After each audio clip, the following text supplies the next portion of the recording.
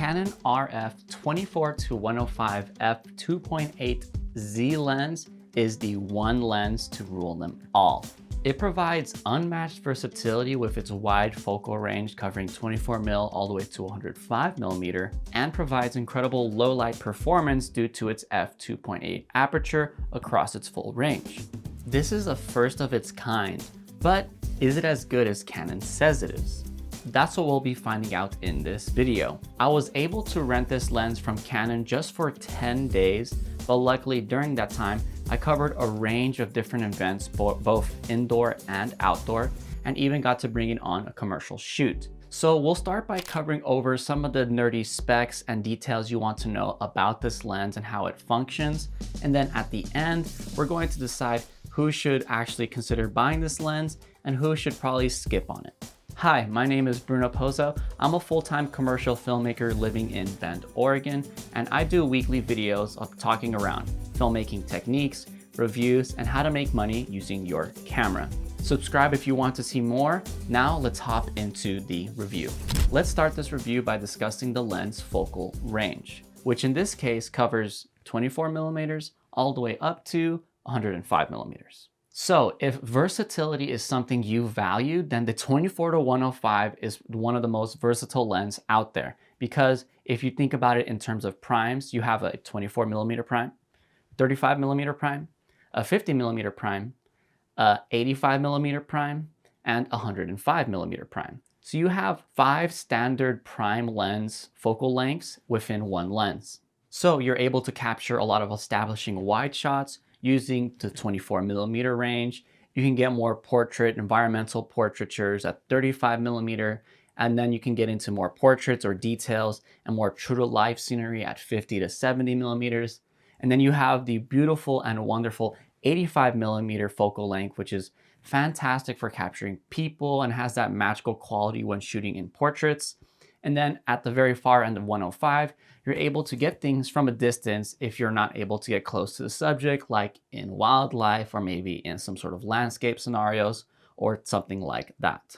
And the throw from 24 to 105 is slightly larger than I would have liked. It ends up being more like one whole turn of my hand with a little quarter turn towards the end, but that's not a complete deal breaker. And luckily, when you do go from the 24 to 105 range, it's very smooth to do so using the ring on it, but more on that later. Now let's talk about this lens's size and weight, which is something that really stands out because this lens is pretty big. This thing weighs 2.9 pounds or 330 grams. And from the front to the end of the lens, it ends up being about 7.8 inches. I'll put that in millimeters on screen here, but it is very long lens as well. So if weight is something that is important to you and you want to have something that's lightweight, this definitely is not the lens you're going to want to go for because this is far from a lightweight lens. And because of its size and form factor, it draws a lot of attention towards it. So if you're trying to be discreet as well, this is not going to be a strong suit of this lens because it is very, very noticeable. But I was actually able to balance this on my gimbal. Granted, I had the DJI RS4 Pro, which has a payload capacity of about 10 pounds. And so even with the 3-pound lens, and then my body is roughly like a pound, and you know, if I add a few more accessories, maybe another pounds on there, so that's like 6 pounds total payload, but the gimbal handled it remarkably well and without any problems whatsoever. So you're not gonna run into a payload issue unless you're running a really, really big heavy rig. But mind you, my rig was the Canon R5 II with its battery grip and that 24 to 105mm lens. Luckily, I'm used to heavier lenses because I do have the 28 to 70 f2, which is also about 3 pounds in weight. But if you're not used to the heavy weight, this thing will creep up on you during the day if you're shooting with it all day. And so that is something you may want to consider. All right, now let's talk about some of the dials and switches on this lens because it actually has a lot of them. So first off, it has these customizable buttons on 2 sides of the lens that you can use and pretty much assign to almost any feature you want in the camera menu system. I've never had a need to use these custom buttons, mainly because I already customized the buttons on the back and the front of my camera that I use to check exposure, adjust white balance, things like that. But if I really needed something to hotkey really quickly and my hand's already on the lens, it would be nice to have that ability to assign it to one of those buttons. But in my short time using the lens, I didn't get to really take advantage of that. And then of course you have your standard dials on this lens. So things such as turning on and off autofocus, turning on and off its image stabilization feature. And then you have the option to change between different stabilization modes known as 1, 2, and 3, which we'll cover in a short second. And lastly, you have the focus limiter, which just prevents the lens from having to hunt for focus in its full range. For the image stabilization modes, generally you're going to be living in mode 1, which adjusts for general movement both in pitch, yaw, and panning. But if you're going to be using a panning motion and you don't want it to constantly be correcting for that and instead only focus on the pitch, then you would set the mode to 2. This is useful if you're someone who does something like wildlife or sports, or maybe even if you film cars, for example, where you're going to be panning the camera following the motion. You'll want to set it to 2 so that you're not combating the panning motion, but instead you're combating the up and down motion, and it'll come out much smoother. And then in image stabilization mode 3, this just means that the image stabilization on the lens is off until you actually take a photo or hit record for a video. I don't use the other 2 modes very often, and like I said, you're most likely just going to be living in image stabilization mode 1. And lastly, the focus limiter is really only useful when the lens is struggling to find focus because it's trying to determine whether it's something really close or really far. And so by setting the limit to only things past whatever, I think it's a meter, the camera won't get quite as confused and it'll actually have an easier time focusing because it knows to ignore anything closer than a meter. Don't focus on. All right, now on to the star feature of this lens, which is its constant f2.8 aperture. Now, with an aperture of f2.8, you're gonna have 2 amazing effects. One, you're letting a lot more light into your lens versus a f4 or an f5.6. And 2, an f2.8 provides much more bokeh or background blur from your subject than the other f4, f5.6 lenses out there. Even at 24 millimeters, if you're close enough to your subject at f2.8, you can completely blow out the background and have your subject really stand out from it. And that's what makes this lens so special. Most zoom lenses don't have a constant aperture past f4, and if they do at f2.8, they're limited in their focal range. Think of the 15 to 35, the 24 to 70, or even the 70 to 200.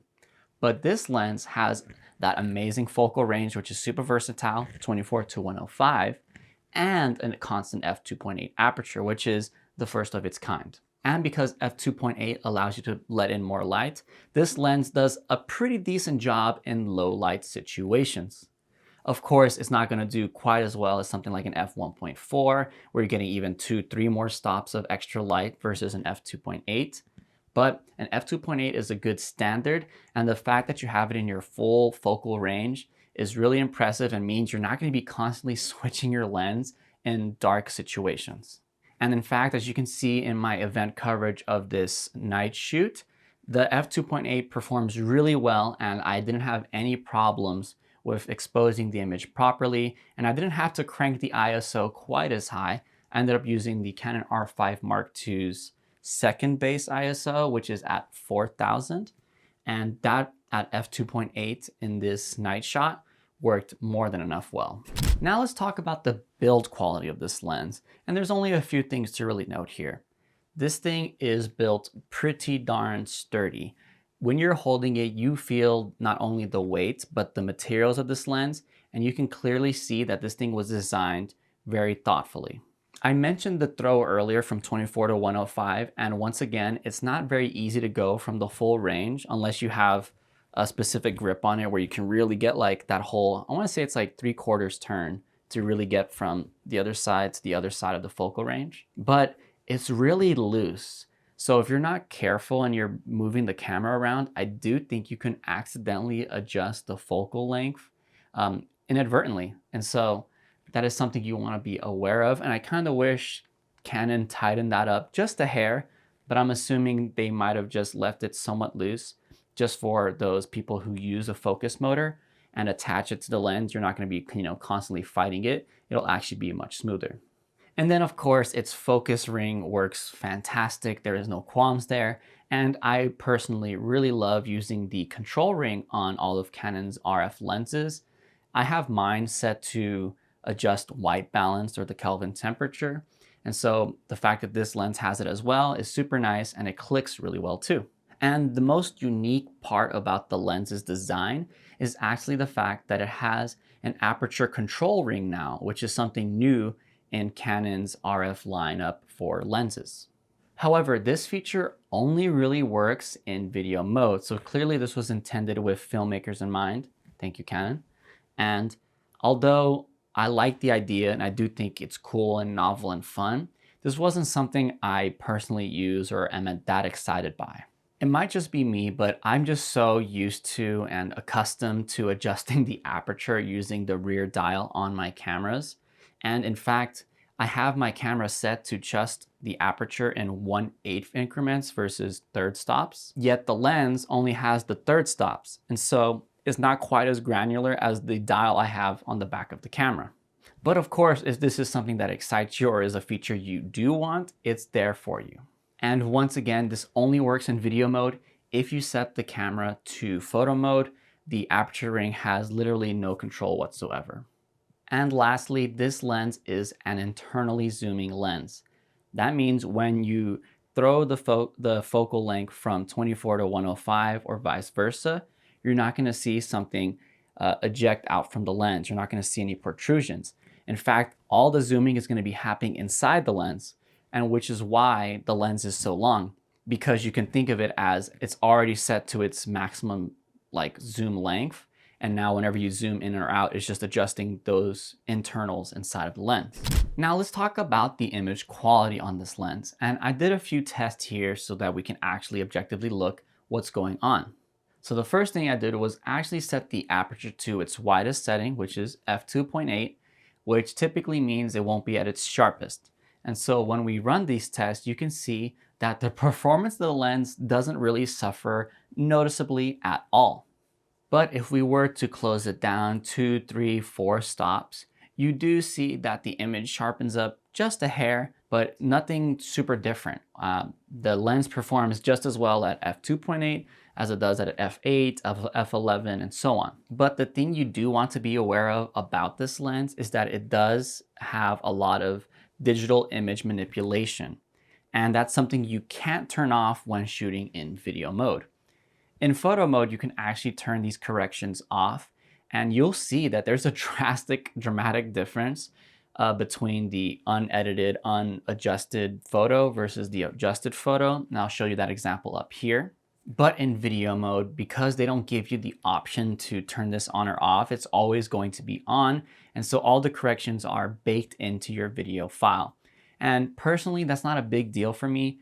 And if you've been watching all the footage that I've put on screen thus far, have you even noticed? Is there even a big difference? I don't think so at all. All in all, this lens is really gorgeous, and I love the bokeh it produces on the background at f2.8. And even if you stop it down and you sort of get into a backlit situation where you're getting a starburst on your screen, it looks really gorgeous and it's not really that distracting. I think the light leaks on the lens aren't very abnormal versus something like an older EF lens I used to have, where if you got a flare in the lens, it completely ruined it. But this one has the special coating that Canon provides that sort of minimizes ghosting and flaring. And because Canon intended this lens to be more hybrid in the sense that it's for photos as well as for video people, they were able to significantly reduce its focus breathing. So when you look at the edges of the frame, when the camera is focused on something close and then racks focus to something far, those edges don't distort or move that much. This is really a nerdy filmmaker thing. Some people don't seem to mind focus breathing and some people really despise it. And I do think focus breathing can be distracting, but luckily this lens really minimizes it. And if you want to go even further with this effect, you can go in the camera and turn on the focus breathing compensation, and the camera will slightly crop in and remove any of the distortion that focus breathing provided, which once again in this case is very, very minimal. Honestly, I'm really impressed with how little focus breathing this lens actually has. Now let's talk about its autofocus performance. In the shoots I brought it in, which was mainly run and gun, I had no problems focusing with this lens on action, on people dancing, on wildlife, or even like product shoots. The autofocus of this lens works phenomenal. I do think it's slightly faster than the 24-105 f4, even at f2.8, which I'm really impressed and happy about, because I do think the f4 lens sort of struggled when it came to faster moving action or sports or something like that. But this lens, it will not have that problem at all. And if you need it to go a little faster, you can adjust the speed on the camera settings yourself. Now let's talk about its low light performance.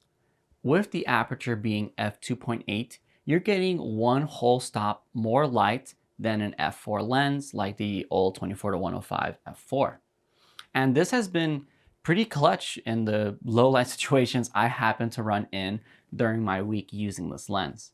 So in this night event, I basically had to be at f2.8 to really help keep my ISO down when I was recording content there.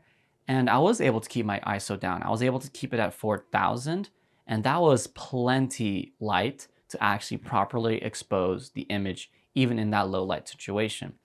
And during that low light situation, its autofocus sometimes struggled, I will be honest. There was moments where I would tap someone and it would like sometimes miss or go a little closer. But all in all, I was really pleasantly surprised to see that the autofocus, even in low light performance, worked really well.